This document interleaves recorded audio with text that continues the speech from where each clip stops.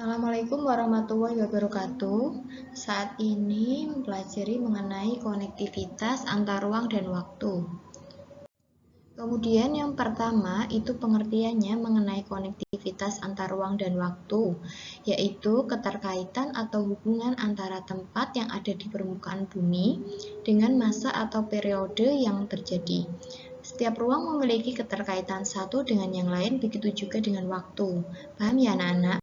Mengenai konektivitas. Jadi konektivitas sendiri itu keterkaitan atau hubungan tempat di muka bumi gitu ya. Selanjutnya aspek ruang. Ruang sendiri yaitu suatu tempat di muka bumi yang dapat dimanfaatkan untuk aktivitas individu maupun di kelompok. Jadi intinya sendiri itu ruang suatu tempat di muka bumi untuk aktivitas manusia. Gitu ya. Kemudian aspek ruang sendiri meliputi daratan, perairan, udara, organisme biotik dan abiotik. Kemudian setiap ruang memiliki bentuk, yang mana kondisi fisik dan karakteristik yang berbeda mengakibatkan perbedaan potensi sesuai kondisi masing-masing. Suatu wilayah tidak dapat mampu memenuhi kebutuhannya sendiri, akan berinteraksi dengan wilayah lain. Contohnya, yang pertama itu wilayah pantai adalah daerah yang penghasil ikan laut, sedangkan wilayah pegunungan penghasil sayuran. Dan dari kedua wilayah pantai ini membutuhkan sayuran yang harus dikonsumsi sehingga diperlukan interaksi melalui perdagangan demi memenuhi kebutuhan. Dan interaksi sendiri biasanya dilakukan di area pasar ya. Kemudian yang kedua, wilayah perkotaan memerlukan tenaga kerja dari pedesaan. Setiap wilayah mencari sumber daya manusia yang dibutuhkan.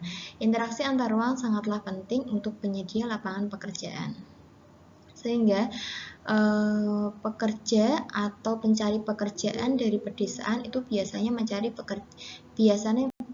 itu mencari di daerah perkotaan karena gaji yang diterima itu sesuai UMR atau sangat memadai lah ya untuk gaji sendiri gitu. Kemudian dari aspek waktu sendiri yaitu semua serangkaian peristiwa yang terjadi ketika suatu proses berlangsung. Jadi waktu sendiri yaitu serangkaian peristiwa gitu ya. Dan waktu juga senantiasa berjalan maju dan tidak dapat dihentikan walaupun sesaat. Dalam konteksnya terbagi menjadi 3. Yang pertama, waktu lampau, waktu sekarang, dan waktu yang akan datang. Yang pertama itu waktu lampau adalah waktu yang berkaitan dengan kejadian masa lalu dan tidak dapat diulang kembali. Kejadian yang hanya dapat dikenang, kegagalan masa lalu juga dapat pelajaran di masa mendatang. Kemudian yang kedua itu masa sekarang adalah sebuah kegiatan yang sedang berlangsung dan harus dimanfaatkan sebaik mungkin untuk meningkatkan produktivitas hidup seseorang. Jadi yang kalian lakukan saat ini dinamakan dengan waktu sekarang ya. Kemudian waktu yang akan datang adalah waktu yang belum dilalui, di mana kegiatan yang akan dilakukan pada masa mendatang akan direncanakan secara matang sehingga kegiatan tersebut berjalan dengan baik.